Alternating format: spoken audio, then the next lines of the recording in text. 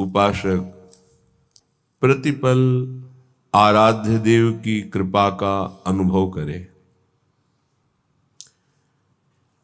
ये माया का ऐसा आकर्षण है, प्रभु से मिलने के लिए मुझे मनुष्य शरीर मिला है, इसे भुला देना इसका कार्य है। व्यर्थ में समय को नष्ट करवाना माया का कार्य है और अव्यर्थ कालत्वम ये भक्ति का स्वरूप है। समय को सार्थक भक्ति करती है और समय को निरर्थक माया करती है। माया में फंसा हुआ जीव निरर्थक कार्यों को करते हुए पूर्ण जीवन बर्बाद कर देता है, और भक्ति का कृपा पात्र प्रत्येक क्रिया, प्रत्येक समय, प्रत्येक वस्तु सद में अर्पित करके वो सद स्वरूप हो जाता है। माया असत है, जड़ है, भ्रमात्मक है, दुखमय है। भक्ति सद है, महासुख प्रदान करने वाली है और प्रकाश स्वरूप है, इसलिए इसमें भ्रम हो ही नहीं सकता है। इससे भ्रम का नाश होता है। जो भक्त हैं, जो उपासक हैं, उनके लिए ये बात है। संसारी पुरुष तो प्रभु को कुछ मानते ही नहीं, कुछ मानते हैं तो केवल एक अपने सुख को पाने के लिए उनको साधन मात्र समझते हैं, साध्य प्रभु को नहीं समझते। हे प्रभु मेरा ऐसा कार्य हो जाए, तो प्रभु हुए साधन और सांसारिक कार्य हुआ साध्य, कोई खास बात नहीं हुई। यहां भगवत प्राप्ति की जो चर्चा है उसमें है साधन संपूर्ण विषयों को बना ले, क्रियाओं को बना ले, वृत्तियों को बना ले और साध्य प्रभु को माने।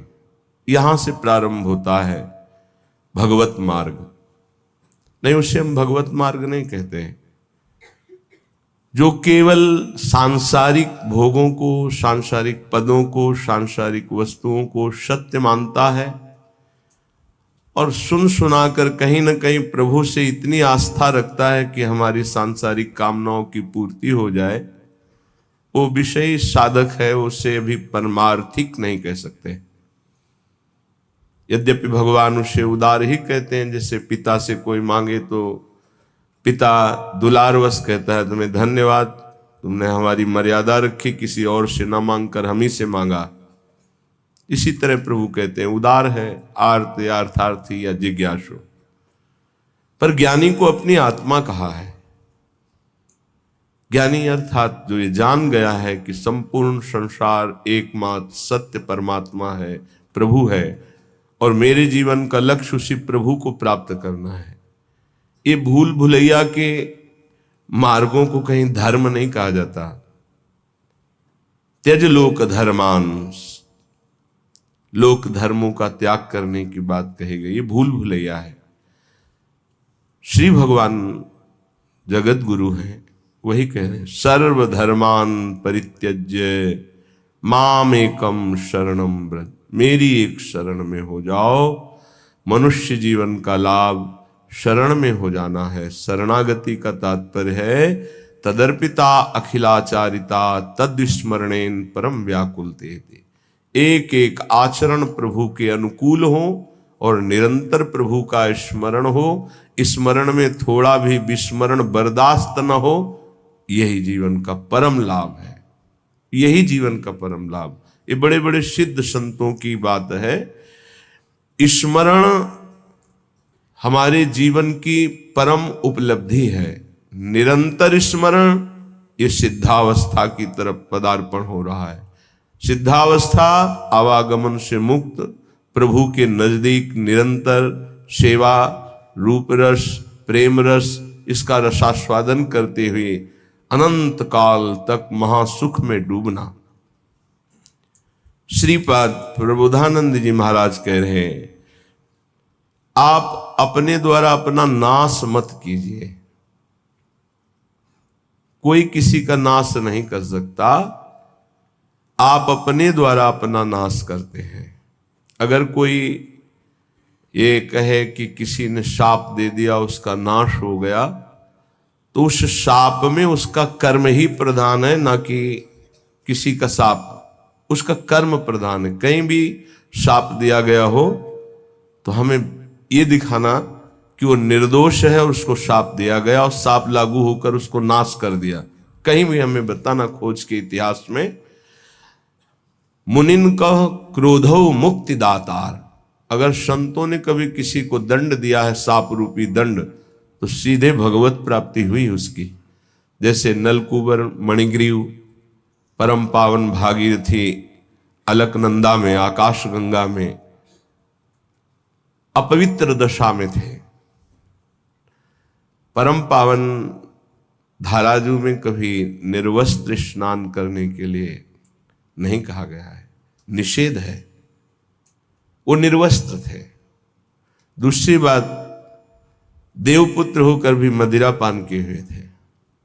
कुबेर जी के पुत्र हैं, धनाध्यक्ष कुबेर। धन मद इतना बढ़ा कि परम पावन गंगा जी में भी खड़े होकर मदिरा पान करके ऐसे लौकिक विलासता। तो जे भी देवर्षि नारद जी गए तो अप्सराओं ने तो वस्त्र धारण करके उन चरणों में प्रणाम करके लज्जापूर्ण स्थिति में खड़ी हो गई, लेकिन वो निर्लज्ज मदिरा पान किए हुए ऐसे, ना कोई प्रणाम मुद्रा, ना कोई। तो उन्होंने कहा, तुम इतने बड़े महापुरुष के पुत्र होकर ऐसा आचरण करते हो, जाओ मैं तुम्हें शाप देता हूं, वृक्ष योनि को प्राप्त हो जाओ।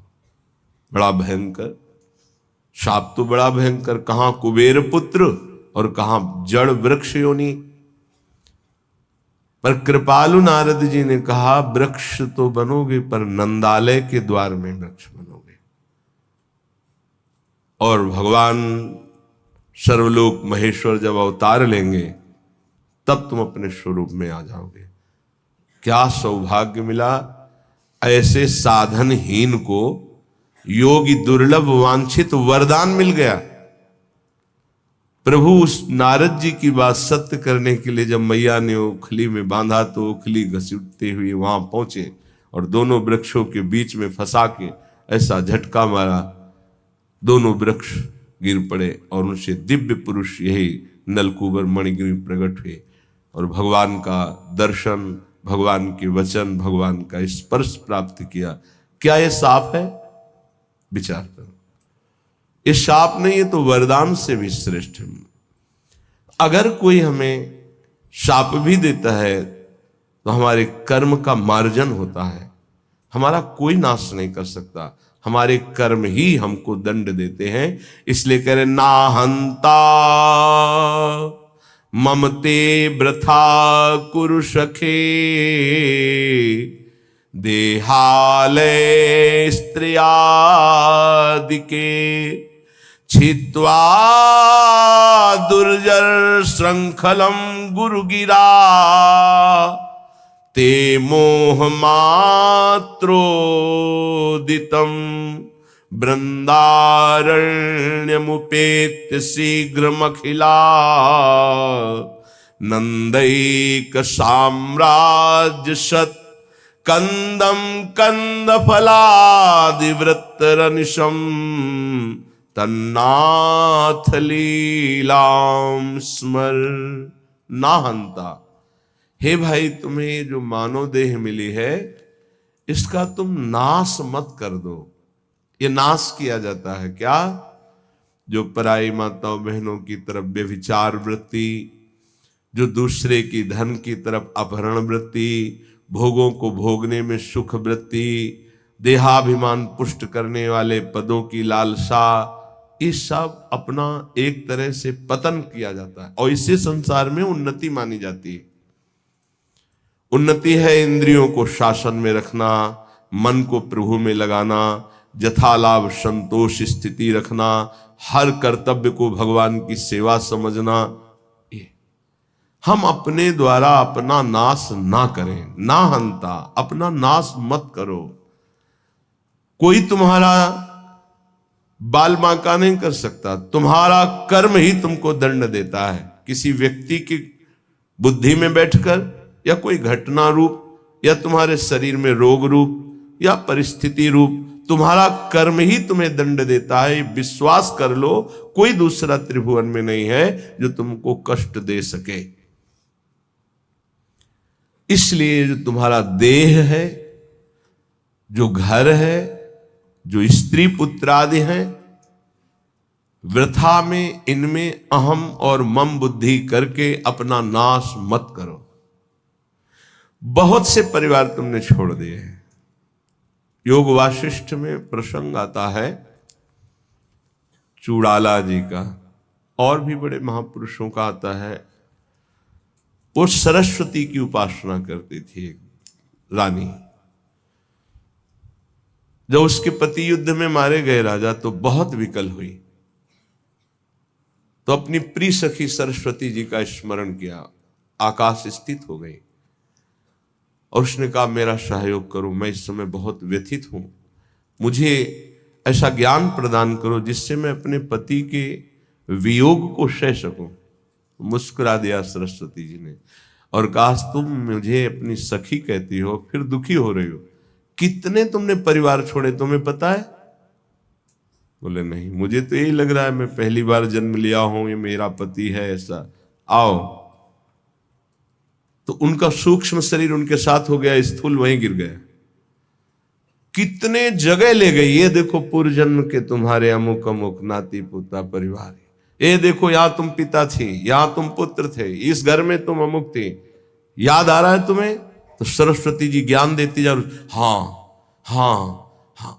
अब इनका कोई परिचय तुमसे है नहीं, ऐसे उस जीव का तुमसे कोई परिचय नहीं है। वो कुछ समय के लिए केवल तुम्हारा पति, बहुत बड़ी ज्ञानी सिद्ध महापुरुष हुई, योग वाशिष्ठ में बड़ी विशुद्ध चर्चा ज्ञान की है। ज्ञान मोह का नाश करता है, उसका मोह नष्ट हो गया। ये जो हमें मिला हुआ परिवार है केवल भगवत प्राप्ति के लिए मिला हुआ है। गृहस्थ धर्म और विरक्त धर्म अलग अलग मर्यादा है। पत्नी पुत्र परिवार आदि की सेवा रूपी परम धर्म करके नाम जप करते हुए भगवत प्राप्ति करनी है। शरीरों में मोह नहीं करना है, आंतरिक बैठे हुए प्रभु से अपनापन करना है। यहां प्रभु से कोई मतलब नहीं, केवल शरीरों से प्यार किया जा रहा है, इसीलिए दुर्गति हो रही। वृथा में अपना नाश स्वयं मत करो। एक अहमता ममता ये जग में है दुखदाई, ये जब श्री जी की ओर लगे तो होत परम सुखदाई। इसलिए तात मात सुत दार देह में मति अरुझे मति मंदा। अय मतिमंद, तू अभी समझ नहीं पा रहा, तेरे समय को केवल नष्ट किया जा रहा है। ना तेरी कोई पत्नी, ना कोई पुत्र है, ना कोई तेरा कोई सगा संबंधी है। एक केवल माया का नाटक है। एक ही सच्चिदानंद विराजमान शरीरों में है जिसे तू जान नहीं पा रहा, और शरीरों का अलग अलग अहमता ममता से संबंध करके पुनरपि जननम पुनरपि मरणम की व्यवस्था कर रहा है।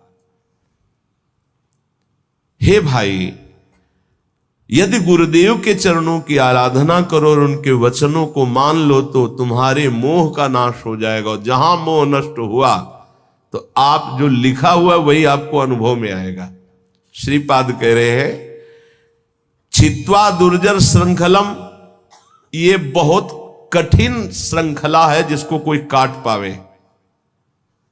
जैसे कोई हथकड़ी और बेड़ियों से जकड़ा हो तो कदम नहीं मार सकता, ऐसे ही मोह की बेड़ियों से, अहमता की हथकड़ियों से ऐसा जकड़ा हुआ जीव है कि सत्संग सुन रहा है, समझ में भी कुछ कुछ आ रहा है, पर फिर वो इतना बंधन है कि वो निकल नहीं पा रहा। इसीलिए गोपी जनों से कहा कि जिन बेड़ियों को काट पाना बड़े बड़े योगियों के लिए कठिन है, तुम उन बेड़ियों को काट कर केवल हमसे प्रेम करती हो, मैं तुम्हारा ऋणी हूं। भगवान श्री कृष्ण चंद्र जी ने इसीलिए बड़े बड़े परमहंस गोपी चरण रज की वंदना करते हैं, क्योंकि कहीं कोई राग नहीं है, न पति से, न पुत्र से, न घर से, केवल श्री कृष्ण अनुराग, मुरारी पादार्पित चित्त वृत्ति।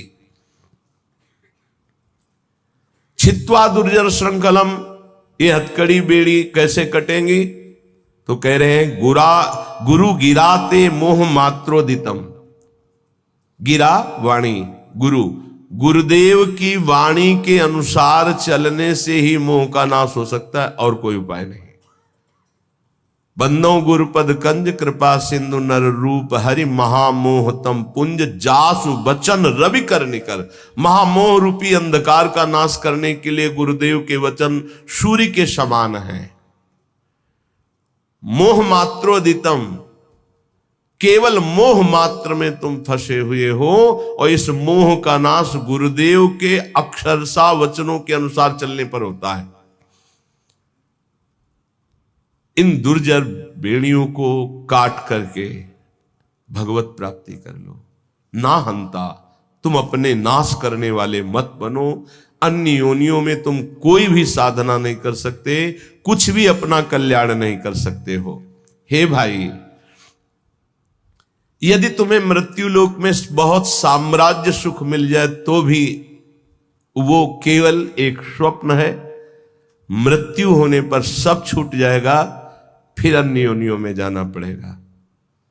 इसलिए शीघ्राति शीघ्र वृंदावन आ जाओ, सत्संग सुनो, बिहारी जी राधा वल्लभ जी के दर्शन करो, रजरानी में बैठकर कुछ नाम जप करो और प्रार्थना करो धाम से, धामी श्यामा श्याम से कि संसार के कार्य धर्म पूर्वक करते हुए आपका सदैव नाम जपते हुए जीवन की शाम हो जाए। बस मेरी जीवन की पूर्णता हो, आपके आज्ञानुसार कर्तव्य कर्म करते हुए, नाम जप करते हुए, आपका स्मरण करते हुए प्राण छूटे। बस चाहे जहां छूटेंगे प्राण, आप भगवत प्राप्त होंगे। यदि नाम जप चल रहा है और धर्म पूर्वक आचरण है तो तुम संसार से विजयी हो जाओगे। ना कुरु मिथ्या देह गेहाद्यपेक्षा मृतिमखिल पुमर्थ भ्रंशिकाम विद्धि मूर्धनि। चल चल सुहृदयैवाभिमुखे न वज्रादपि च हृदि कठोरः श्रील वृंदावनस्य। ना कुरु, मत कर, गंदे काम मत कर। तुम्हारी बुद्धि ऐसी मलिन हो जाएगी कि न शास्त्र वचन सुनाई देंगे, न संतों के वचन तुम्हें सुनाई देंगे। सुनते हुए भी तुम उनका उपहास करोगे, उनकी बात नहीं मानोगे, ऐसी गंदी बुद्धि हो जाएगी। सच्ची मानिए, भगवान की कितनी विशुद्ध कृपा होती है जब मानव देह मिलता है। उसमें भी परम कृपा होती जब सत्संग मिलता है। लेकिन मलिन आचरण होने के कारण हमारी इतनी गंदी बुद्धि है कि हम वहां कुछ लेने के लिए जो अवसर मिलता है, सतवचन, सतमार्ग, सद्भाव, उनको तो छोड़ते और दोष दर्शन, उपहास, निंदा आदि करके अपना सर्वनाश कर देते। ना कुरु, मत कर, ऐसा मत कर। श्रीपाद कह रहे मिथ्या देह गेहाद अपेक्षाम, इस शरीर के भोगों की अपेक्षा मत कर। ये कोई सुख नहीं है, चाहे जितना कोई भोग ले, तृप्ति आज तक नहीं हुई, वही नवीन आशा। मृतिमखिल पुमर्थ भ्रंशिकाम विद्धि मूर्धनि, ये तुम्हारे समस्त पुरुषार्थों का नाश करने वाले हैं। तुम्हारा शरीर, तुम्हारी भोग इच्छा, तुम्हारे भोग संबंध, ये सब तुम्हारा नाश करने वाले, तुम्हें समझ में नहीं आ रहा। मृत्यु तुम्हारे सिर पर खड़ी है। मृत्युमखिल पुमर्था भ्रंशिकाम विद्धि मूर्धनि, तुम्हारी बुद्धि को भ्रष्ट कर दिया इस मोह ने, संसार की सुख बुद्धि ने, और मृत्यु तुम्हारे सर पर खड़ी केवल समय का इंतजार कर रही। हे बंधो, आज ही इस बात को समझ लो। देखो, इतना विचित्र माया का जाल है। एक ऋषि है, तपस्या परायण जंगल में है। इतने कामासक्त होते हैं कि दिन में वो सहवास करना चाहते हैं, तो उन्होंने मृग और मृगी रूप धारण कर लिया तपोबल से, और सहवास कर रहे थे। महाराज पांडु ने देखा कि ये मृग है, तत्काल बाण संधान किया, मारा। एक ही बाण में दोनों बिंध गए। नजदीक गए तो दोनों ऋषि, एक ऋषि पत्नी और एक ऋषि, दोनों हाय मच गया। अरे ऐसा कैसे अपराध हो गया, ब्रह्म ऋषि का वध कैसे हो गया। तो उन्होंने बताया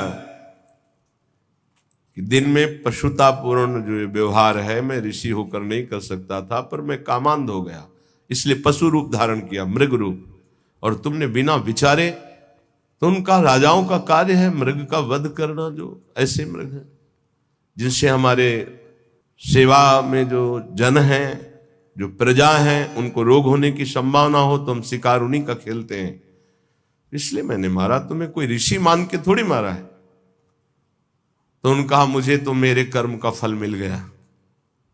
इससे प्रतीत होता है कि विकार कितने प्रबल हैं। इतना बड़ा महात्मा जो अपने आप को एक क्षण में मृग के रूप में परिणित कर सकता है, वह अपने काम को नहीं रोक पाया और वो सहवास सुख में मगन है कि मृत्यु ने मार दिया।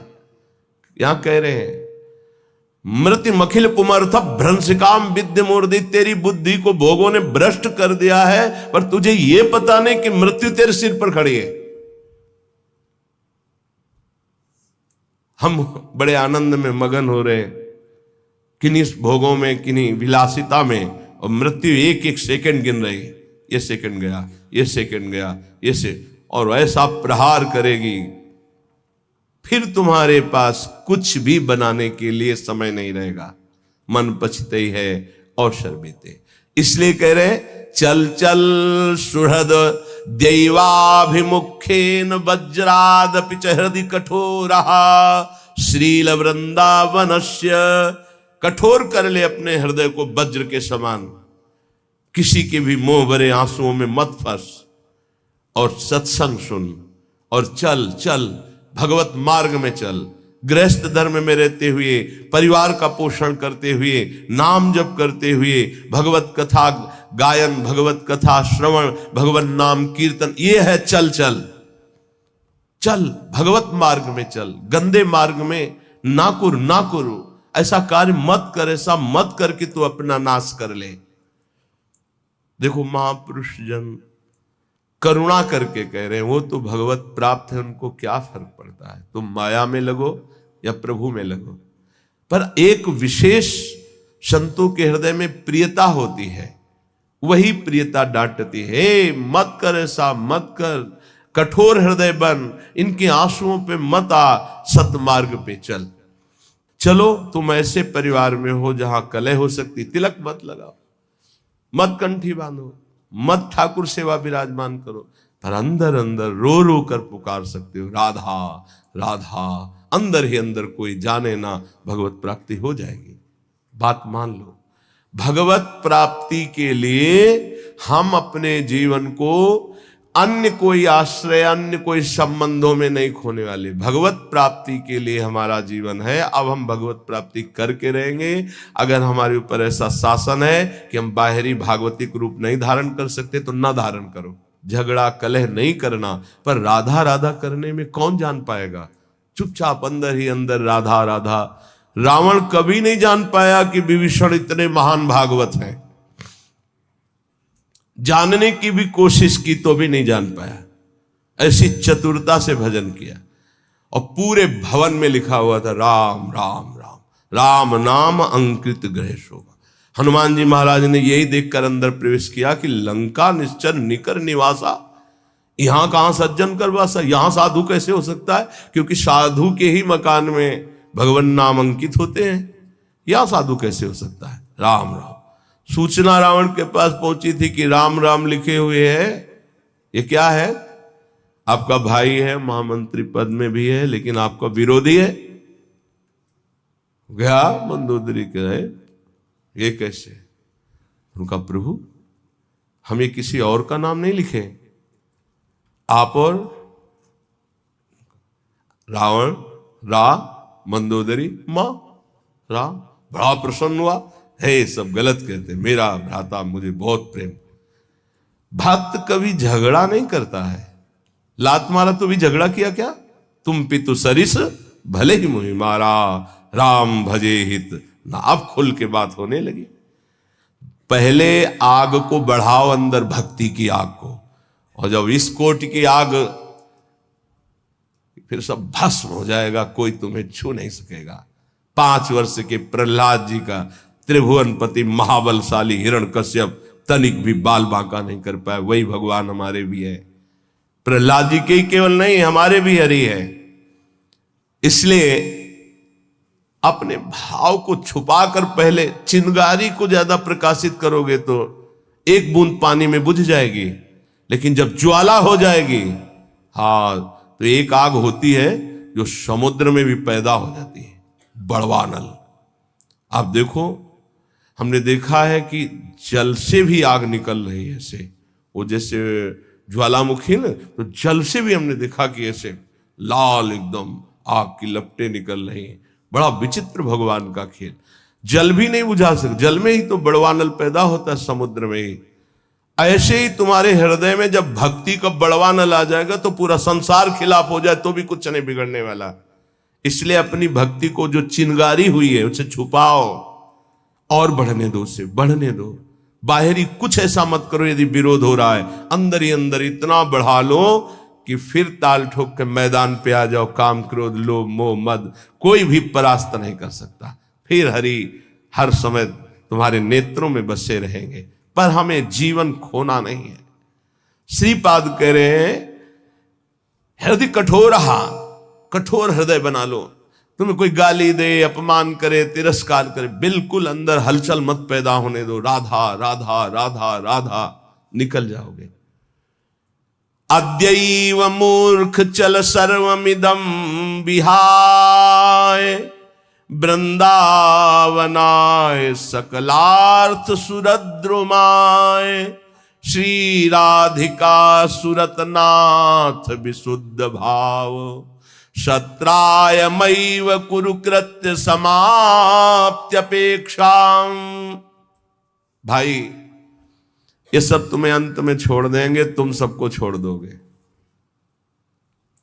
ये बार बार इसीलिए समझा रहे हैं, यही फंसे हैं।